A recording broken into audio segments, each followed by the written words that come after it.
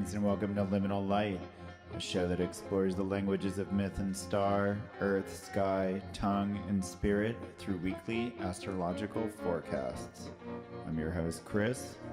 Enjoy.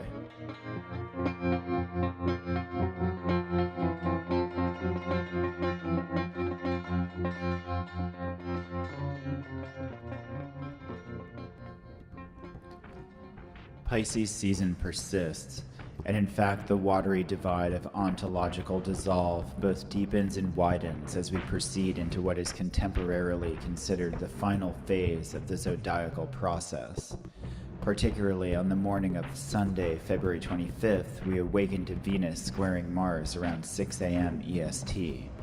All the swelling currents of free-flowing art and pleasure with no boundaries pull, push, surge, and churn against intemperate emissions, which wrestle jet streams of will in an attempt to sustain and not sink mind, body, spirit, and philosophy, which are sailing to distant shores. This churning could begin with a burbling in our hearts that swells into a tsunami, obscuring our beaches so they cannot be identified with any telescope, or they could be eddying waters of the loins, pulling sensual strings like Nereids' harps, beckoning the crew overboard down into the deeps. It might become important to keep the wave behind and beneath you, like a surfer, and make the appropriate steps as you propel forward to keep you from being plunged into tropical whitewater. This is a matter of improvisation and equilibrium. Both faculties may suffer in this pair of Jupiter signs, but accessing them from within can be the key to transcending today's zodiac and arriving us at the sands of our choice, delivered by the curling pipeline. Essentially, the picture I'm painting is our own emotional surges, whether they be spiritual blazes roaring up from sparks or moods which move us into artful escape may both cause us to wipe out if we are not careful, and once we do, we are at the hands of the elements. So for the duration, try to hang 10. Easier said than done, or maybe even difficult to say as Mercury here conjoins Neptune by 7 a.m., convincing our already right-brain logic to swallow drugs. Our imaginations soar, taking our ability of speech up with them, and all the rules of syntax and number remain down on the ground, shrinking to ant size or even microscopic memories of how we used to think. Cloud creatures emerge from our mouths, interpretations of dreams within dreams circle back around to influence our thoughts when we dream again that we are awake. We count on our fingers but start over halfway through to check our digits on our hands and how many we actually have. How long has this world been this way? We can't remember. But what we do know is that the strongest symbols get the longest play, and those archetypes inflate freely like God's sculpted cumuli chiseled by the sun, replace the minutiae. Our once silver scissor-tongued talker takes the biggest blocks of meaning and juggles them into an enchanting illusion. We wake and rise to find ourselves in a midsummer's night's dream. With our only allies Oberon and Puck, we proceed through the day, sketching characters with our quills and singing nonsense songs to our callers, penning poesy in place of grocery lists. All the names of God we can think of, the best moments of our lives, the most beautiful movies we've ever seen, the most perfect places we have yet to travel. They shift and slide around the page, ordering themselves into crystal lattice, then in dripping waves, and then into mathematical sound, and then battalions of soldiers, slash T's and musket ball I dots.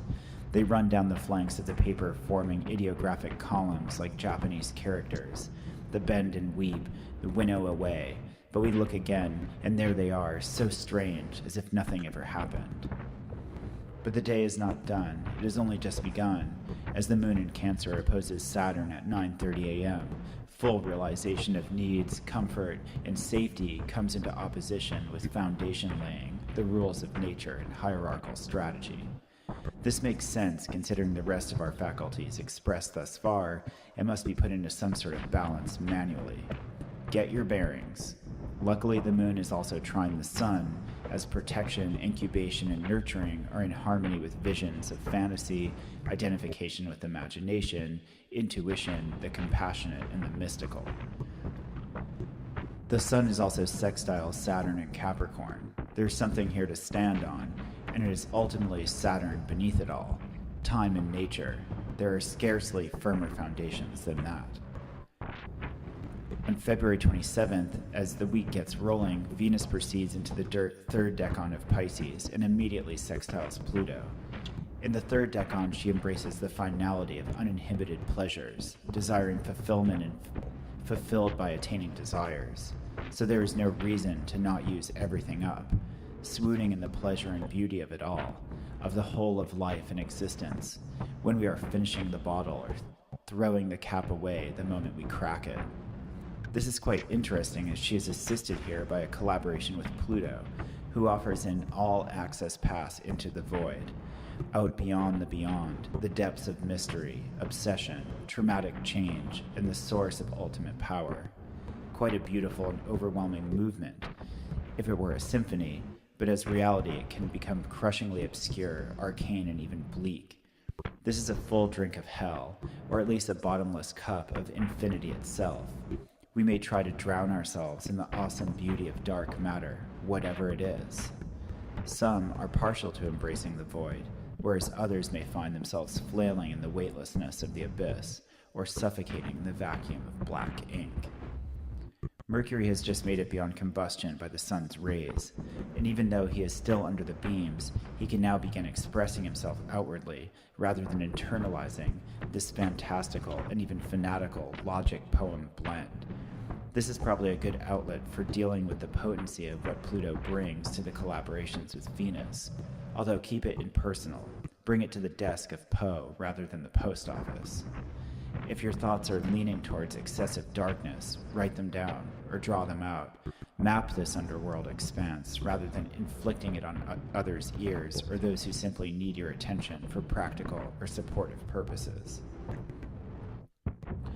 Wednesday, February the 28th, we may flinch and stir some more as planets shift in their zodiacal sockets mid-week. With Mars moving into Sagittarius' third decan around 8 a.m., the Sun into Pisces' second decan by 11 a.m., and Mercury into Pisces' third phase at 4 p.m., perfecting a square to Mars by 7. The energetic motivation of our actions, the struggle to the end of what is quested after, requires exhausting all energy in the process of attaining our ideals, while visions and identities find themselves between worlds, attempting to navigate the upswells of elation and avoid bad vibes and things that just seem to be a drag.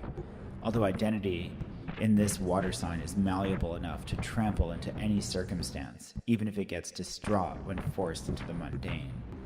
When merry prankstering, you avoid the conveyor belt and the chain gang, but Pisces here sometimes thinks being a cowboy looks like fun and freedom, until it's forced to wake up before sunrise and endure extended hours of labor. Mercury steps to telling the story of the tumbleweed gang that sounds more like a creation myth or foundational fable of human history, and walks right into Mars's forced march to the promised land. Maybe some of the soldiers are inspired by what he says, and up on their shoulders, the tale of how it all came to be quickens their step to victory. Or maybe the parables scatter underfoot where they are stomped by bigger agendas.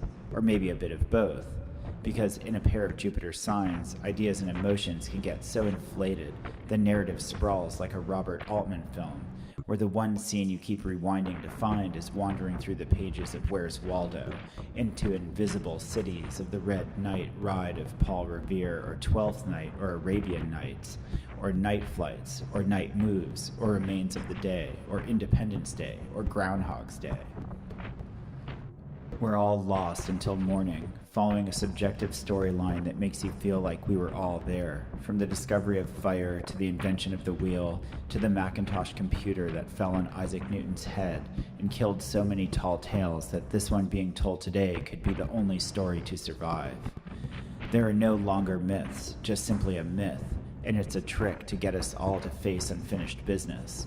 Or so it seems, depending on which way you squint and see the cloud of smoke that rises from the mouth of the man on the shoulders of the soldiers. But this is Mercury moving swiftly, and even though such stories as these cause a stir, the messenger moves along and is gone before the throngs think to find him. Just a pair of smoking boots. The trickster steps into the wallpaper and disappears into the pattern. Thursday, March 1st. Next up, Venus trines Jupiter at 6 a.m. Pleasure, fantasy, desire, and indulgence in freest and most flowing form in perfect harmony with the expanding coherence of perpetual satiation cycles. A particularly interesting and peculiar trine between the benefics. Here we witness the wisdom and knowledge only obtained from indulging in drugs or deep psycho-spiritual depth dives, when a beautifully debaucherous bender is therapeutic and thoroughly inspirational. Every 10th time Bacchanal does exactly what it's supposed to do. Of course, there's enough full-swing escapism and abundant over-optimism behind engagement with depraved intensity that this could lead some down the wrong alleyway. So as the sign above the Oracle of Delphi read, "Man, know thyself." Whereas if you are not up to skiing the Black Diamond slope, the sign should instead say, "Abandon all hope, ye who enter here." This is a matter of disposition, and whether this means for you too much of a good thing, in an amazing way, or simply the straw that makes the camel fall off the wagon. There is so much benefic energy going around, I'm sure we can all figure out something to do with it. Then, of course, this night we at last received the full moon in Virgo at 7:50 p.m. EST, the first regular lunation since January 16th, officially ending eclipse season. We may by nightfall feel like strapping in knee-deep in personal projects and processes, on task and in control of creative crafts and meticulous operations. This is an odd combination with the Venus to Jupiter trine, but it's just the kind of thing that steers a Bacchanalian attitude through the night without sinking the boat. Up all night doing projects or following and in fact tweaking set sequences. As this puts the sun opposite in Pisces near Neptune, this might be a perfect op to catch it all on tape as lenses come Vaseline smeared out of the wrapper and magic hour lasts all night. This is also a full moon occurring on moon night, so there's no reason whatsoever why Luna can't stand up and speak, especially as Virgo's ruler Mercury is in Pisces applying to Venus, so extra juicy and artistic logic gets poured over the brim, keeping our itineraries highly detailed yet fluid and lubricated, for wide sweeping stories told in flawless order. This might be one of those times that the shot of tequila and 3 flutes of champagne did actually add to the fluency and delivery of your toast. Everyone cheers, and you even carefully pass the mic rather than drop it. On Saturday, March 2nd, though neither aspects perfect until the afternoon of the 4th, Saturday will be highly affected by the Sun applying to Neptune and Mercury applying to Venus on her highest degree of exaltation. We see not only between worlds, but so many worlds at once our identity and even our wills become kaleidoscopic. We may find ourselves taking the photo as well as being in the photo we just took, or even the character followed by the camera in the film that projects onto every surface we see. The identification with the intuitive and fantastically diverse realms of illusion can cause a certain sensitivity to vibes, as well as an adaptable nature which lends our vision and identity and intellect into extrasensory or alternate consciousness states, identifying with fantasies and dreams, illusory vision, delusional egos. We are susceptible, posing for photos of not only ourselves and our many subconscious stigmas, but also as the other people or impossible characters completely, as our conception of reality temporarily reads any which way whatsoever. Who we are is less important, taking a backseat to what we can imagine. Gurus may part posters and step into our presence, coming out of the walls from behind paintings or framed photos. Spiritual teachers and fantasy enablers, dream weavers, Morpheus himself, son of Hypnos, and their colleagues who come through the gates of horn and ivory. We take then orders from Jodorowsky for the day and are able to follow Arabelle around, or relax and let Parajanov drive, or at least shut up and listen temporarily to our inner avant-garde director. Mercury applying to Venus while she's approaching her highest degree of exaltation revisits the vast story of cosmic creation and all of myth indistinguishable from free love and easy attainment of all desire. An exclusively subjective, expansive fairy tale that floods logic with aesthetic appreciation and beauty beyond any boundary. Obviously, this is an amazing romance night, especially if you stay sensitive to healing old wounds through love, pleasure, and narrative fantasy, as the pair also can join Chiron, But this is an equally opportune night for art of all sorts, as long as they be capable of freedom and bolstering beauty as the balm of the world, even if it's a potent escape, the rush of oblivion at the end that is so sweet and total. A night is okay to fully escape reality and dissolve into suspension of fantasy, except, of course, be sure you are not falling into deleterious deception or sexual substance overindulgence you'll later regret. Man, know thyself before passing through these gates.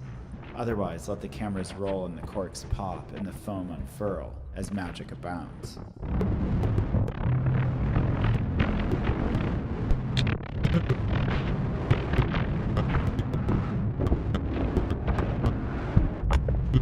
All right, I would like to welcome back to the show my co-host Bonnie.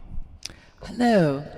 And today we have Emil Bognar-Nasdor joining us, producer, artist, and performer. Hi, Emil. Hi. Yeah, how you doing? Are you guys today? Good, we're doing good. I'm all right. So yeah, we were. Today. What's that? No, just today is unusually mentally calm. So Yeah. That's cool. Yeah, cool. Yeah, I find that right now, mental calmness during this Pisces season is accomplishable if you don't, if you're not forced to do something kind of technical or some sort of communication-based activity, which is, I love history, referential stuff, research. It's what I do all the time. And then this past week, it was so classically insanely difficult to try to get the forecast written and try to record it and or to do anything at all. It was just like, I just wanted to, what is it, goof off? Goof off, yeah, totally. Yeah, we found that when we were goofing off, we were in our element, but otherwise we were having a hard time, Yeah, I'm kind of similar. Yeah, just like trying to do 1,000 things, but yeah, the most, when I like gave up on those things was like I could accomplish this like kind of bliss. Yeah, totally. Yeah, I had a lot of memories of jokes I made up when I was stoned when I was 19, and they seemed like the most brilliant thing I could think of, Yeah, I've been going through old archives all week, so I've kind of had that similar. It's like, well, I did like, yeah, interesting. Yeah, it is. It's like, Mercury and Pisces will definitely look back at your personal history and then like kind of connect it with world history, with like the myth of all time, all people, so I feel like it gets that like psychedelic quality that like this like joke is suddenly inflated into this like timelessness, that like it's like this thing that's funny right now, this weird kind of play on words is almost like as big as the universe, Yeah. It consumes the like scope. Yeah, totally. So, do you want to kind of introduce yourself to the listeners and kind of explain what your work is all about, kind of where you came from and where you're headed now? Yeah, sure, definitely. I'm a human, maybe. I'm a bunch of condensed vibrations, maybe, something like that. I'm a New York person that, I guess, in the scope of our heurality. I like that word, by the way. I use that a lot. Yeah, that's great. In the scope of that, I'm an artist that has been making stuff in New York for the past like 14 or 15 years.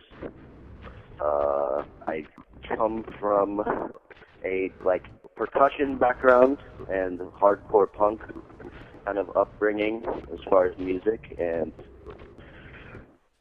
further studies into jazz and other styles as I went to like a music conservatory.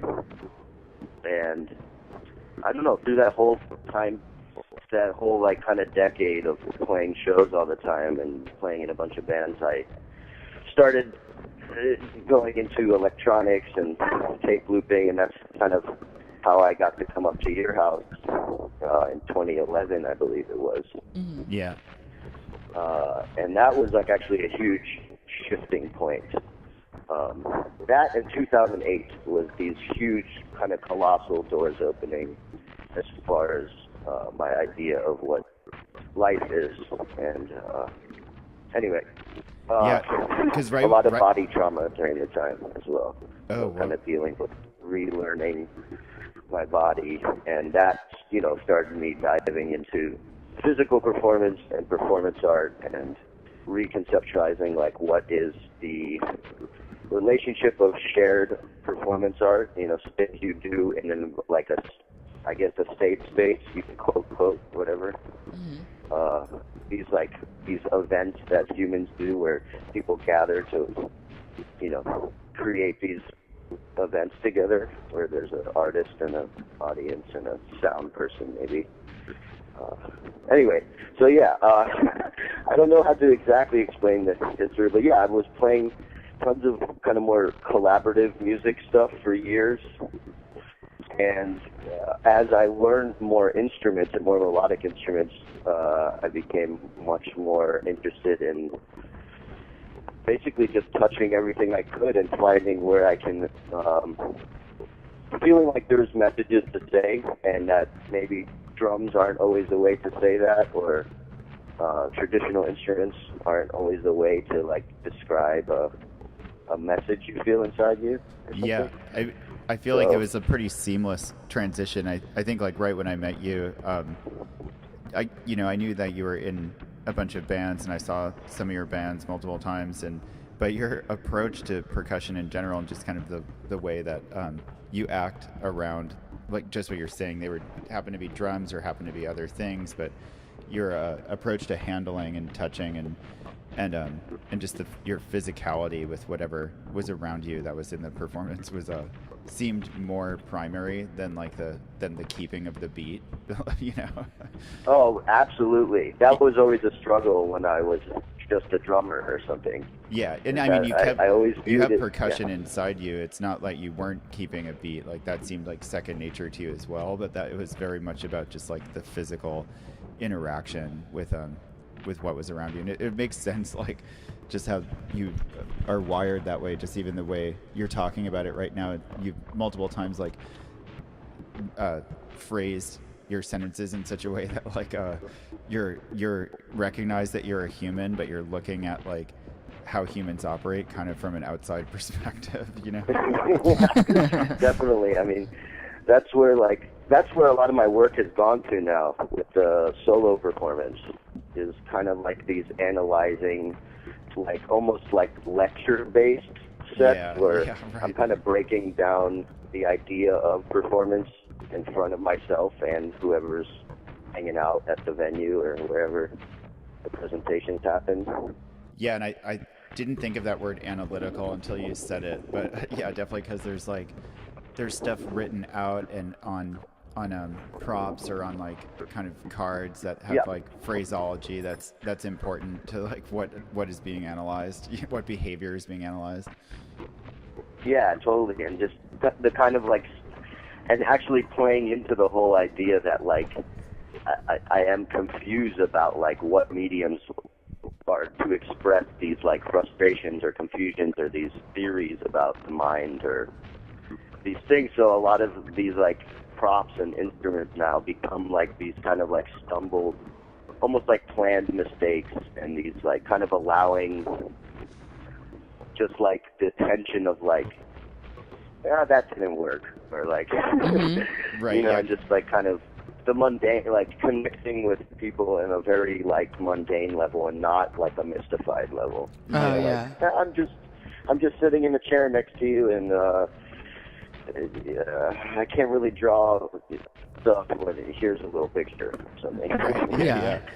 Yeah, it's funny because most people like try to get their stuff, all their ducks in a row, so they have a slick performance and nothing goes wrong and it looks seamless. But that, like you said, you're been setting up in a way that it just starts going wrong right off the bat. Yeah, exactly. That I'm like I have scores for all these kind of like things that seem very loose live. But I kind of set up these pockets of space for me to become totally uncomfortable. And so, like, which kind of releases this like improvised jazz feeling, you know. And you guys were talking about that last week as well. So that was really inspiring. Yeah, and that was cool. Like, that it's like there's a collaborative nature in like what you do doesn't, even when you're solo, right? Like the audience is part of it, and you even seem to be like collaborating with inanimate objects. Like it's not just you're in a collaboration with whatever, and ideas themselves, they become almost like other entities that are involved, right? That's kind of beautifully said.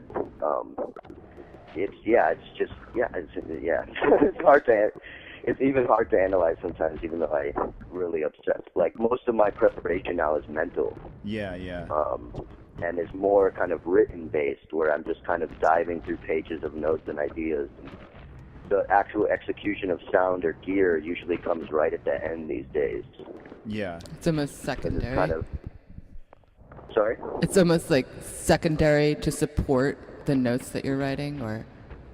Yeah, it's really weird because I've been wanting to get back to just like performing music as well. I'm missing it a lot since I had a pretty severe breakdown a few years ago, and kind of quit all these collaborations just because I just wasn't healthy for my own life. And I'm losing my train of thought already.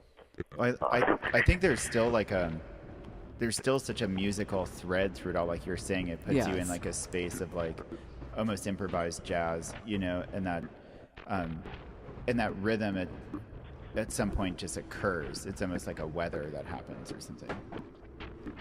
Yeah, and it's really difficult to kind of plan those things. I actually wanted to bring this point up because of what last week was talking about, but it's sometimes really difficult to even design a set because I really enjoy now making sets for specific events and specific occasions. And it makes it a lot harder to just like prepare something and then a month later present it when I've completely changed as a right. Absolutely. Yeah, it's almost like you start doing like long form, like I'm just going to be in this place for 2 months, or that's a really long time, but say like 2 weeks, and that people can just kind of come in and see where you're at that point. Yeah, I know it's kind of brutal in this way because sometimes I end up kind of becoming manic about it because I'm actually holding myself in an emotional state when I like conceived of the set. Right. Yeah, that's interesting. And sometimes, it's just getting hard. It gets harder where I'm kind of panicking the last minute. Like, I don't even believe in this stuff anymore. Right, I completely changed. Wow. And a lot of the time, I'll completely alter a performance like hours before the show because I'm like, this doesn't make sense anymore, and I don't want to share this or something. No, that's good. Yeah, I mean, it's good. Yeah, because it keeps it authentic, and you're absolutely staying true to yourself, which. And it's really interesting in collaboration. It's very important. The way we think as astrologers, that that something would have been right then because that was like how the planets were currently aspecting, but now that's past. Yeah, so it's really it's interesting to think. Yeah, totally. It's so bizarre to kind of plan things or something. Yeah, it's becoming this. I've been using that as a guiding force to like create basically, but. On the other hand, I'm in the studio so much these days, like producing people and doing full-on like pop composition and like all these things that are just not live. Like most people don't even know I do that. It's just this private thing that I do with bands or with one person. So it's been weird that my like expression has become so kind of. Like the Sclope, SCLOPE. That's another one of my favorites. The Sclope for the live stuff has become so like mood based, where simultaneously I'm doing these things that are so meticulous, like more so than I ever have. Like writing a 3-note sub female harmony over a chorus or something. I don't know. Wow. Yeah, it's so weird. It's like two different parts of your brain completely, you know. Yeah.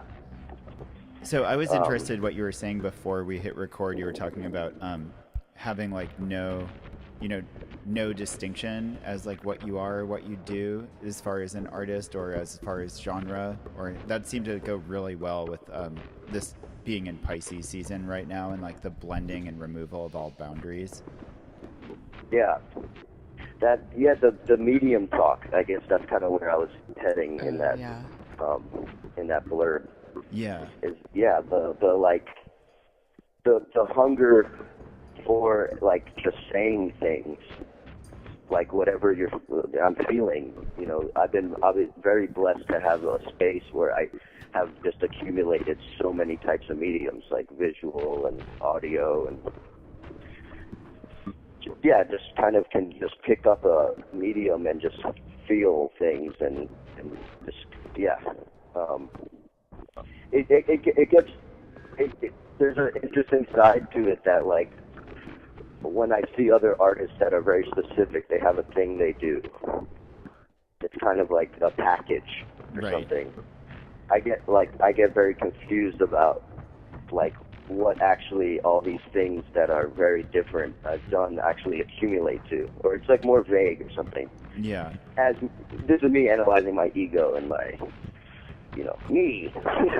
But oftentimes that thing that artists do tends to trap them, and there's this expectation. You've seen it so many times with extremely famous people. That expectation from the fans of like, another Nevermind or whatever, and it's just like it's not going to happen, and it's there's of course like disappointment and disillusionment, and so I think to not get trapped in that is probably the most powerful thing you can do as an artist, to not. Yeah, and especially as absolutely what you're saying, Emil, is like to not even be trapped into like being like I'm a musician, yeah, I'm like a wood carver, just like it's just completely open.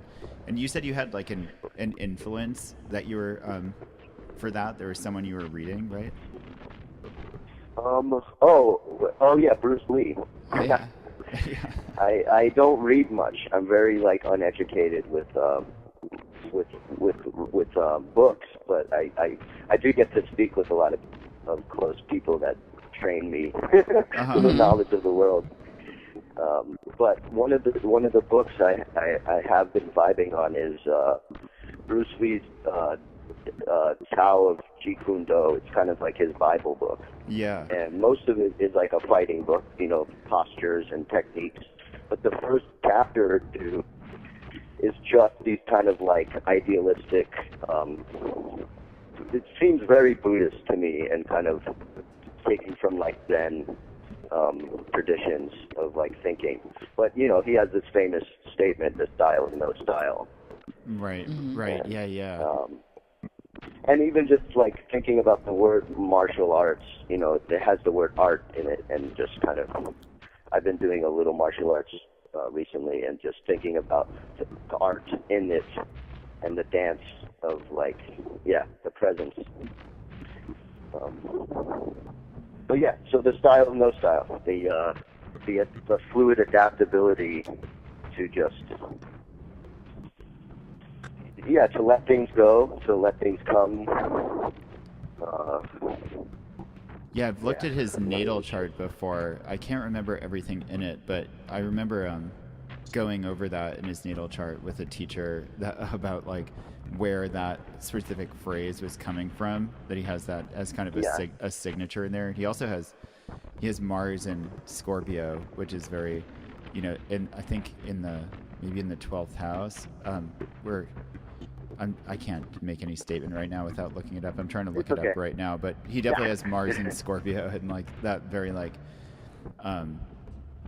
there's really dark stuff about him as well. Totally. He's a dark character, but that fits into like this year too. We have like Jupiter in Scorpio, and then we have this coming week we have towards the end we have that Jupiter Scorpio Venus in Pisces trine, which is like really interesting because there is that darkness of Scorpio, but then in harmony with Venus in exaltation in Pisces, getting really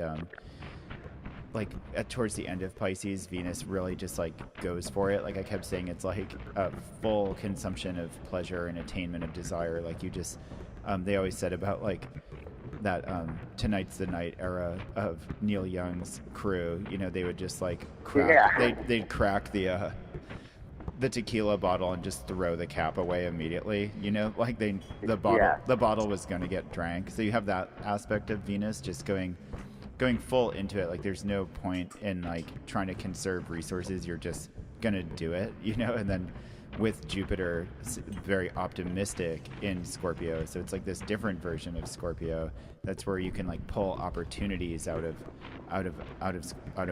the intensity and the darkness and like the obsession and then do something good with it. And that combination, I was like, wow, that really looks like one of those benders you go on that ends up being like the best thing you possibly could have done, you know, when like you and absolutely, the kind of exfoliation or something. Totally, like the definitely. exfoliation for sure, where like you're so wiped out you need to sleep for 2 days, but psychologically you're much better than you were before and you know? Inspired. Kind of like wear out that energy. Kind of like what you were saying in last week's thing about like filling the one cup fills to empty the other, and like there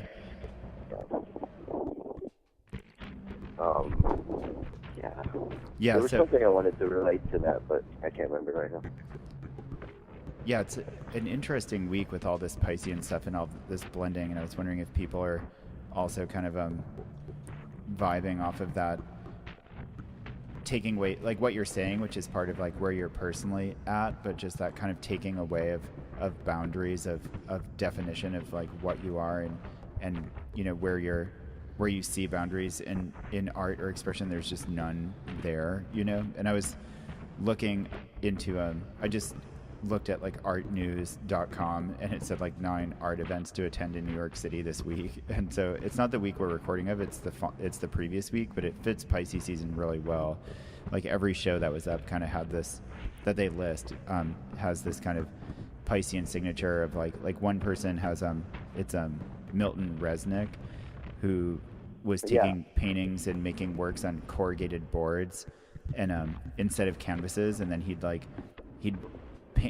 put paint on them and then burn them and then distress them so that they looked more like the way things looked on the street, you know. Did you go see that show, Emil? Sorry? Did you go to see that show? No, I did not see that. Okay. I feel like that. Or is it coming up? Sorry. It's maybe. Oh, it's today actually. Yeah, it's today. It's opening today. Oh, really? Mm-hmm. And then okay, cool. Well, I'll go to it. Another one was Stan Douglas, who's sort of a photographer, but he uses this tech term technique called discrete cosine transformation to distort digital photographs like JPG files, so that they totally. There's staged photographs that of like an imaginary blackout in New York City that didn't happen, and then he stages that, takes the photos, and then just messes with the digital file.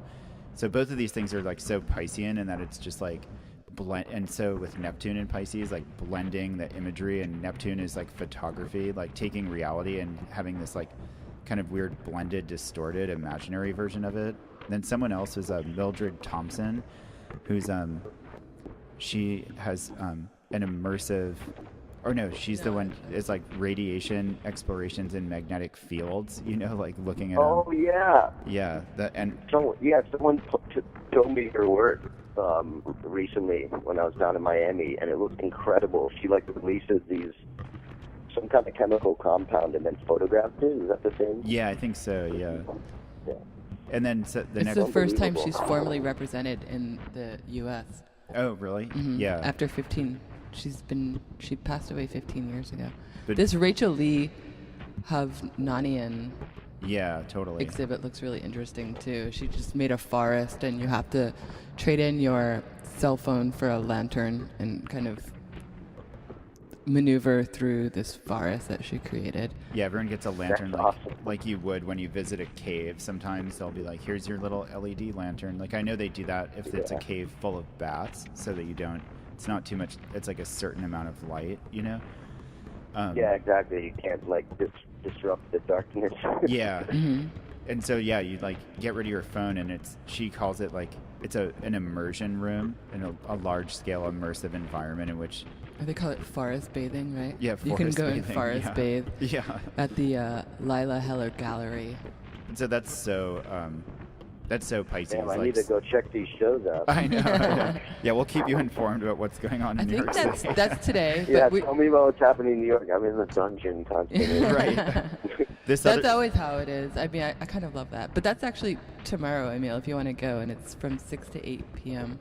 Yeah, the other one that they have Cool. listed is so Pisces as well. It's Kazima von Bonin, and that's the show is called Who's Exploiting Who in the Deep Sea. You know, so I don't even really need to say more about it, but to explain how it's Piscean. Yeah. And so yeah, it's cool to see. I just was like, what's up with New York City art this week? And every exhibit looked so Piscean, and it could be argued that those are all just kind of forms in art anyway. I mean, the immersion forest is, and talking about the deep sea is just pretty Pisces specific, but that, you know, Pisces has that artistic signature anyway, that whenever it's like Pisces season, you're going to see, last week I noted that as soon as Venus hit Pisces, people were on social media posting about art exhibits that were blowing their mind, you know. And so it's just kind of what's up for the month, which is really cool. It's like there's a transit that everyone gets when they're in their early 40s, where you have like a Uranus opposition and a Saturn opposition, and then this Neptune transit all happening at the same time. And it's this moment where you kind of have to like get experimental and rethink about how you structure the rules in your life, and kind of innovate and allow like this innovative energy to come through, and then kind of reassess your fantasies and your dreams and get kind of loose for a second. It's kind of like you change your footing and get loose before you go into the next big phase of adulthood. And I kind of almost like a return to foundation or something. Yeah, you kind of just like let go for a second so that you can grab back on, you know. And I really see Pisces season as kind of an opportunity to do that every year, because it comes at the end of winter, before spring. Depending on where you live, it's like already kind of spring, but it's not spring officially yet. So it's this moment to kind of like reflect. You know, it's like it's a new year, but the new year really hasn't gotten rolling yet, you know, a new calendar year. And it's about to be astrological new year next, you know, and then, so it's just this moment to kind of pull back. And it'd be really cool if everyone actually lived on astrological timing and could do that, and could just be like, oh yeah, there's this like really great period where everyone just kind of does art for a month, you know? Yeah, that would be, I would love that. like en masse, you know? So this week, until the 27th, we have Milan Fashion Week, and then starting on the 27th as well is the Paris Fashion Week. So I think that has lovely Venusian notes. Yeah, certainly. Of course. Yeah, I was thinking a lot about how the fashion weeks all come up during Pisces season. Yeah, it's weird. The job I'm working is on these piers putting together like one of the biggest art fairs in New York, which is going to be opening like, you know, first week of March or something. But it's interesting that it happens at this time, maybe. Yeah, totally. Yeah, it's definitely still Pisces season at that point. Yeah. Go ahead. Yeah, I had two little thoughts I was thinking about. One, I find it. I wanted to just go back real quick and just make a comment about this like idea of people getting like stuck in kind of mediums and stuff. Yeah. And I'm in this like very saturated city, you know, this place where time is money, money is time, and you know, people come to like create identities and form these kind of like brands of themselves.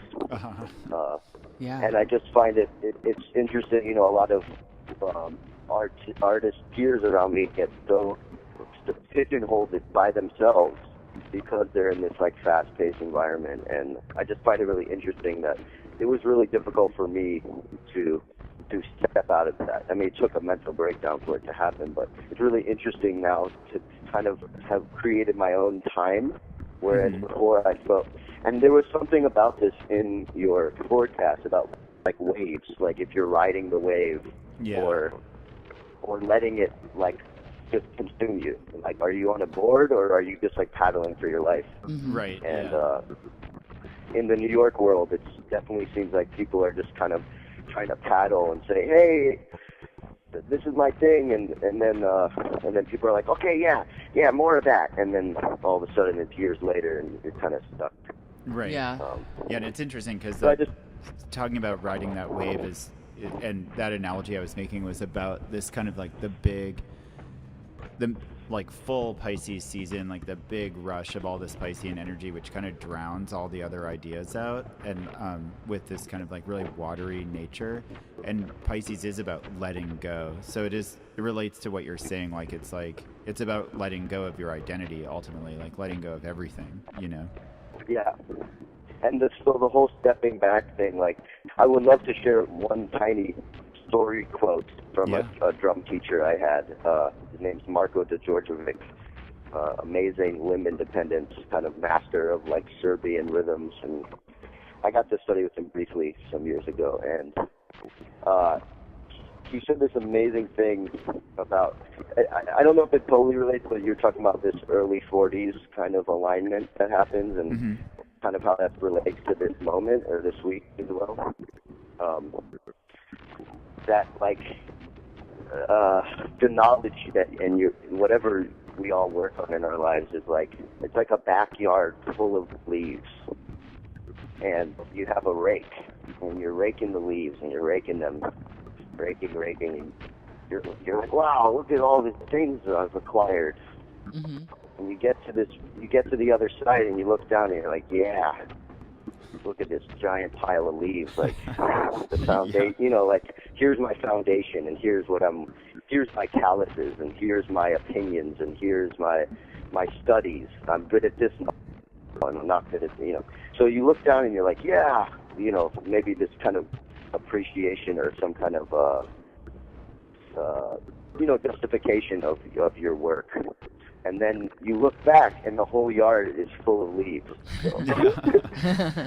No, I think that. And you realize that totally the rake has such big fingers that all these crucial foundational things just slip through. And then you got to walk back to the other side and take a deep breath and start again. Yeah. No, I think that's very much about that transit, that like 40s Saturn opposition, Uranus opposition transit totally is like that. You're like, okay, well, I got a big pile of leaves, I got a rake. But I think what you said about the calluses is really important. Like, you have like, absolutely, you have a toughness, you've built certain muscles, you know, you have some strategy senses, you know, and you've spent a lot of time doing something, you know. Yeah, exactly. But yeah, what you talking about the leaves made me think about another thing that kept coming up in looking for Piscean signatures was all the floral patterns in fashion right now. Oh yeah. Which were, I think, interesting. In like definitely in London Fashion Week, right? Yeah, more so there. Definite. Yeah, a lot of flowers and kind of clashing patterns, which is fun. And then also you were kind of likening it to that. What is that book called? That Wild Man book? I tried to look up. It's so gorgeous. Yeah, I'm not sure. But that full, you know, covering of the obscuring of the individual into something else. Into, you know, kind of like Nick Cave stuff, but culturally specific, and then brought back into fashion. So we have the Craig Green for Montclair show, which just everybody looks like wild warriors, wild puffy warriors. Yeah, and it's like the puffiness and the floral. Creatures. like the floral patterns, and like you can't see the person at all, and so it's very Piscean. Like the person is let go, and then there's just this amorphous flowing that maybe is like part of the plant world, maybe part of the animal world, and then it looks very much like the book Bonnie and I are mentioning is like, we can't remember the title right now, but it's came out a few years ago, and it's depictions of people in full costume for like, I think it's mostly European folk tradition festivals, you know, where it's like people as like the Green Man or like certain wild men or wild creatures, you know, and that you often can't see the person at all, and there's like giant bells, or they're covered in hay or hair or whatever, and then there was one where you would, I think it's not from that book, but you would dress up sort of like hay, as if you're a bundle of hay, and then scare your neighbors. Yeah. That's part of that was like part of the deal. That was so funny. Which is what we should be doing all February. Like for Pisces season, we should just like do art, scare your neighbors, you know? But like good-heartedly, you know? Yeah. Share some coffee afterwards. Yeah, and it's kind of widening the perceptions of what can happen, you know, what behavior can happen, and what things can be seen and what can be perceived. But and then losing the sense of the self, and it's very interesting. You saw it in a lot of fashion shows, and you see a lot of people who are kind of fiber artists right now, or body artists and such, and fashion people, costume people are embracing more of this element. It seems like now that it's on the runway too, it's almost becoming a whole separate wing of fashion, that it's not like the haute couture that's like, it's like, oh, that's crazy, no one would ever wear that on the street, but it's still like some crazy garment that like a model, you know, a female skinny model is wearing, but it's like some crazy stuff that completely obscures the person. It has nothing to do with that particular female body image or sex appeal at all. It's just like a really crazy tripped out creature, you know, or Jeremy Scott just painting the models in different colors, kind of alien Jackie O. Yeah, the alien Jackie O is very Pisces, especially the colors too, you know. And then alien Jackie O is just like one of the more Piscean things. And then also it was what was it, like we were talking about Marc Jacobs last week, and then I think it was Alberta for, no, it wasn't Alberta Freddy. Somebody else had these giant hats. You know, these giant hats where you can't see your eyes. You can't see the model's eyes. There's a mystery to it. It's really interesting. Like, I'm not so knowledgeable about what's going on in fashion, but I have some friends, and my partner also enjoys that. So sometimes I see snippets of what's going on, or sometimes I work events that have fashion. I again kind of want to relate to last week. I don't know if that's like redundant and weird. No, it's totally cool. You guys were talking about like what is the trend in art right now? Yeah. And I can't remember his name. The guy from Hair and Nails. Yeah, Ryan Fontaine. Yeah, Ryan. Yeah. You know, he was talking about that the identity and the hyper-politicalism and the kind of pointing out of issues and kind of the voice, this like voice thing that's going on. And I found it interesting because I do like I like kind of attacking these topics, but it was cool to hear it kind of in the context of like people that don't really have that voice but now feel pressured to do it in that way instead of like just keep doing your abstract painting, because that will speak volumes and your political opinions will come through that, and, you know, kind of trusting your craft already. Yeah, absolutely. I don't know, it's just interesting. Yeah, I read an art. But Come on. No, go ahead. Just real quick, it's interesting, just even from an outsider of fashion, like thinking about this obscureness of the self in this way. Yeah. And it's interesting to think, because you know, clothing is a huge world of art in itself. And I'm curious how that like reflects our like political place in the world, and the kind of like upper class kind of, you know, these kind of more privileged first world art forms. I don't know. It's just I'm just curious how this kind of obscuring of the body, how that relates to kind of this like gender and racial and right. kind of down to the roots of like what we all believe in and what our comforts, Well, I think like it is sort of, if whether or not it's like intentionally referential or not, it, what we were saying about it being like inspired by those traditional costume forms, whether, and you see them like they're analogous, like they're separate, they're each their own threads, but you see that behavior in like European traditions going back beyond antiquity, and in Africa and in South America. Everyone knows what we're talking about, these like costumes where you're just like, you're another creature, or you're a spirit, or you're some other form, you're a nature deity. And I think those things do transcend beyond gender or race, or because they're I think as we're moving forward into like our identity is getting so swollen that we come out the other side with social media, that we're almost accidentally confronting this other nature, where people say like transhumanism, but you then think of like cyborgs and like AIs, but we accidentally stumble right into the spirits that are inside of us and right out our back door, like we're just like, whoa, there are these other creatures. And if we're like going to transcend like these identity roles that are given to us by the media and by institutionalized education and things like this, that absolutely, we're going to immediately encounter all the other non-human entities that are inhabiting our reality, and starting it's really special to hear that. Actually, it feels like crucial. Yeah, totally.